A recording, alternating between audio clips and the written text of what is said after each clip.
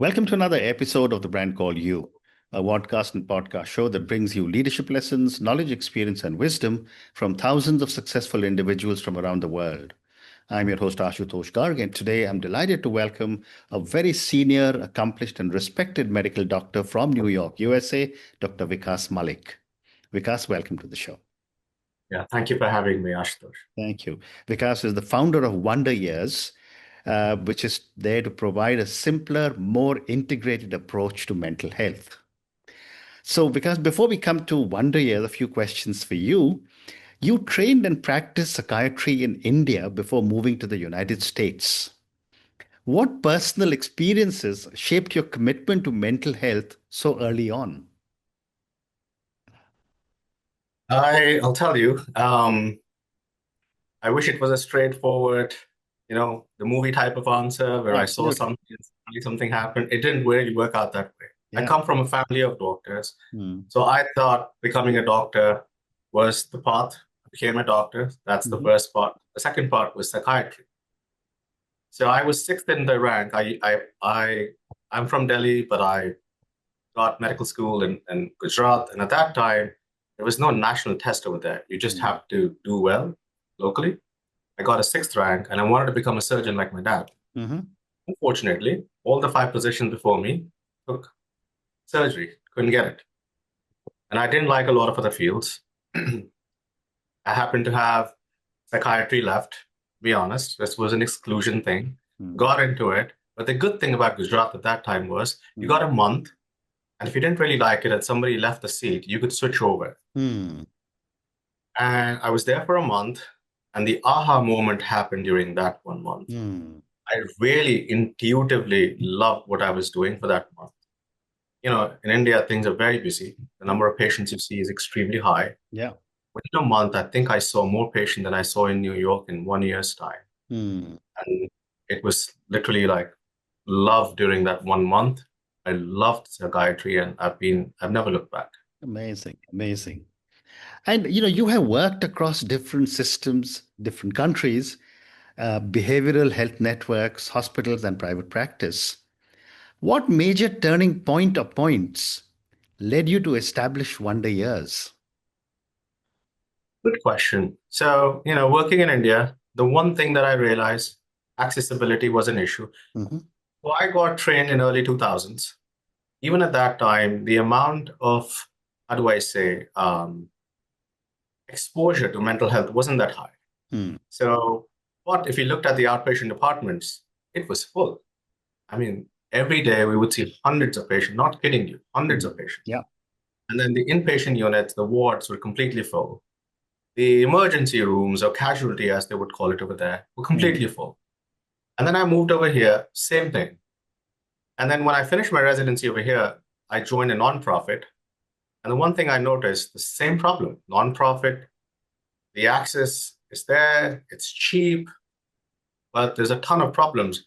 And so Wonder Years really started with the goal of actually making it accessible Mhm. and affordable, not like a cliche, but I literally started with my fees was lower than what insurances would pay at that time. A lot of my colleagues would actually make fun of me. Why are you doing this? And I said, I just want to do it and see what happens. Right. And that was the beginning, and here we are. Hmm. So you've addressed the question that I was going to ask you, that what gap did you see? But that was from the perspective of the money part and the large numbers. But what gap did you see in the traditional mental health care system that Wonder Care has been built to solve? So I think that the gap that you're talking about still exists, and I think Mhm. exists across the world. And the traditional mental health model is more of a solo practitioner, Hmm. right? You have a psychiatrist in one town or one city. Maybe at the most, you might have a therapist or two working with him. It's not together. They're not doing anything. So the patient has to go to a psychiatrist at one place, then they have to receive therapy at another place. Hmm. It's not under one roof. And if you look around it, I have friends in England, same problem. The US, I work, same problem. I worked in India, same problem. Hmm. It's not cohesive. Mental Yeah. health is not cohesive. Hmm. Very interesting. But tell me, for my viewers and listeners, and for me, What does integrated care look like in practical terms at Wonder Years? Actually, integrated care sounds like a really big word, but if you really look at it Mm-hmm. simply, it's nothing but coordination of care. That's it. This is what it really means. Mm. And coordination of care, what we've done using not, I'm not talking about one day, but generally over Yeah. around the world, what we've done to achieve that coordination of care, we've actually created a lot of barriers. Mm. Barriers with a good intent. So, for example, people would create this software systems or these hands-off systems to create this coordination of care. And Mm. it actually creates more steps in the way. Mm. I think integration should be very simple. The Mm. old-fashioned way, Mm. you have people working under one roof, various specialties, and literally somebody just walks to your office and says, "Hey, doc, I just saw this patient. He has an appointment with you tomorrow. This is what happened." Mm. And this coordination of care, what really differentiates Wonder Years from a lot of other facilities. How interesting. How interesting. The next question I had, Vikas, was that traditional psychiatry can feel quite intimidating from the perspective of a patient. How do you help patients feel safe, seen, and supported in their very first visit? Very interesting. I think it starts with the voice of an office. I Correct. think the voice of the office is the front desk, the reception, whoever you want to call them, when the patient actually makes the first appointment. Mm. And I think that's where we've actually put a lot of emphasis. We have our chief operation officer who literally zones on this part of it. Some people might call it good customer service, but I think that's the part where it actually all begins, Mm. where there's this patient is made to ease. You use simple systems, communication is continuous, it flows.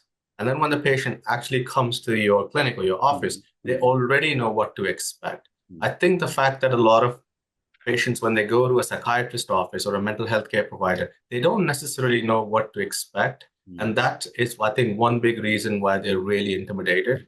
Knowing what to expect solves half the problem. Mm. Very interesting.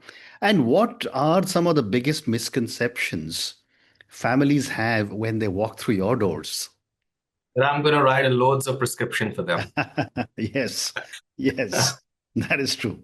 That is true. Yes, but that's not the case. I Yeah. mean, it's comprehensive, we talk a lot, we Yeah. discuss. Mm. In the true American way of doing things, patients are given a lot of options and they don't have to make a decision right away. They can Mm. actually call us back in a day or two and then decide what next.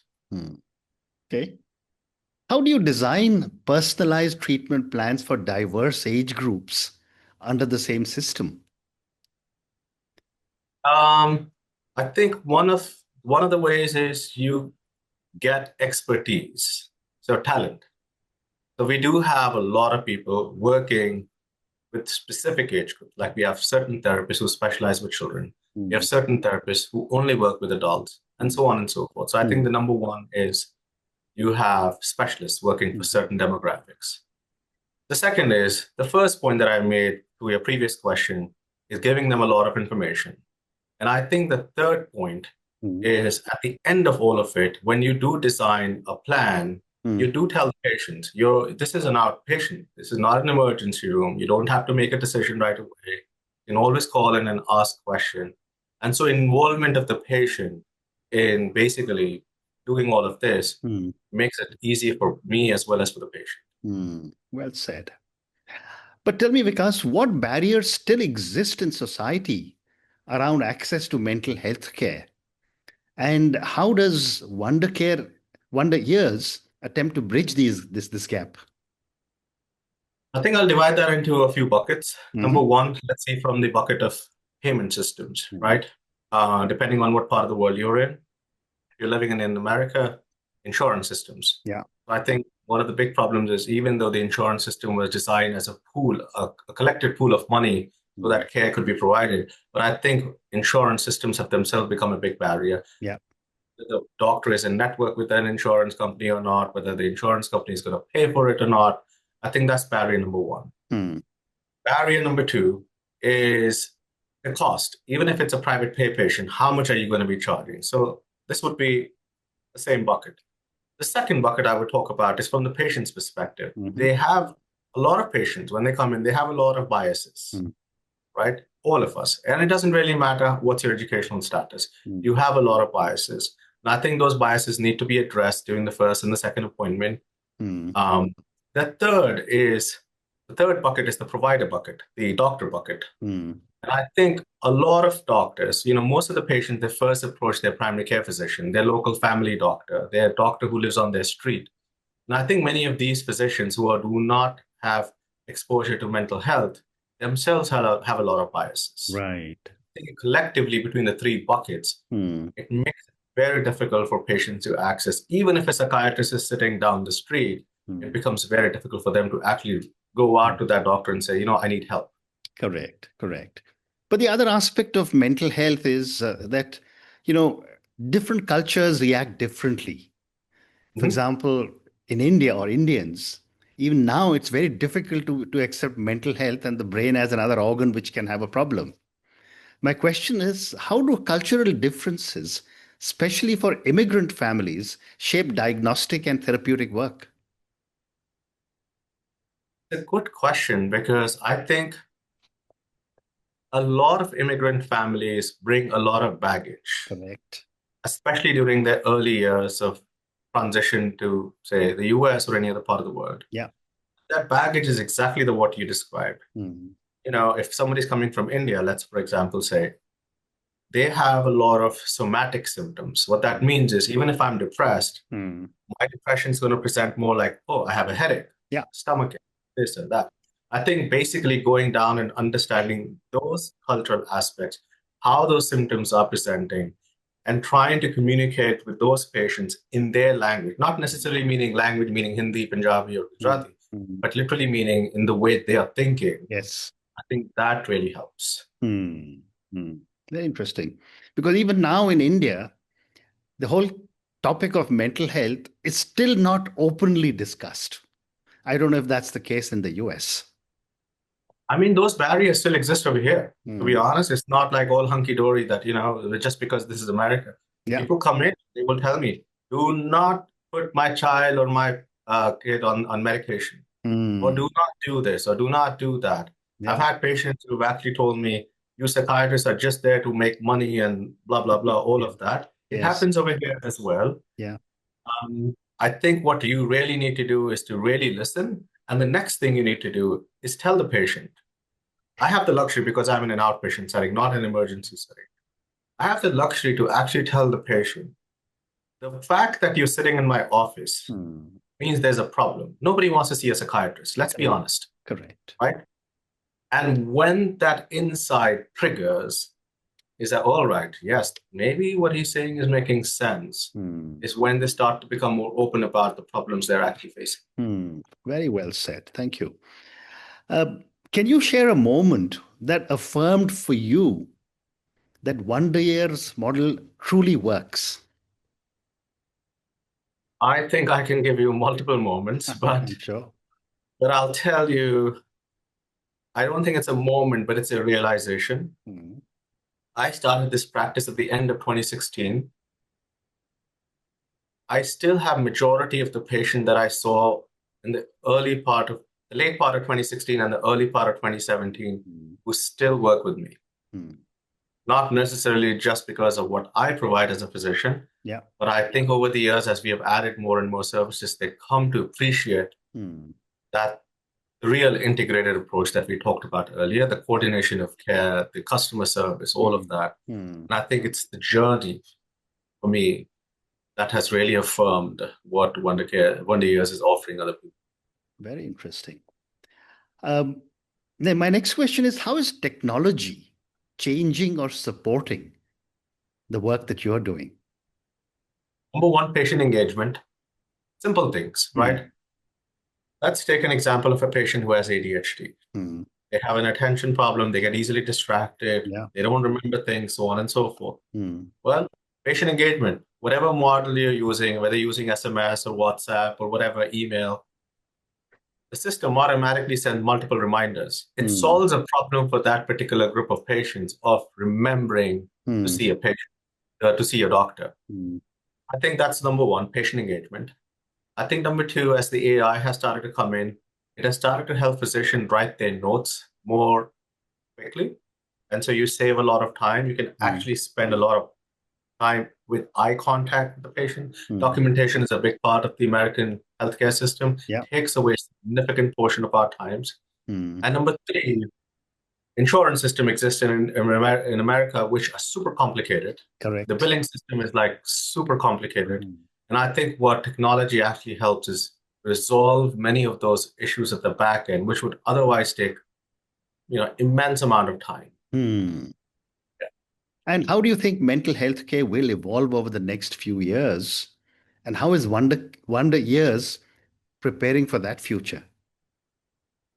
Yeah, so I mean, if you look at healthcare across the spectrum, not just in this country, but across the world, Yeah. there are basically four pillars, in my opinion, of of primary care. One of those pillars is the internal medicine, family medicine doctor that you see. Number two is OBGYN. Number three is pediatrics. And number four, I believe, is psychiatry. Yeah. These are the four pillars of primary care. Mm, As technology evolves, the time to do procedures like surgical procedures or any other procedures is reducing significantly, right? mm, I'll give you an example. Cataract. My mom's an ophthalmologist. Many years ago, she would go to camps in villages of Rajasthan and she would say, I did a 24-hour shift. And at the end of 24 hours, she would have done 21 cataracts because wow. each cataract took 1.5 hours. Mm, And phaco emulsion as a technology came in late 90s. And suddenly each cataract is done in 15 minutes, yeah. right?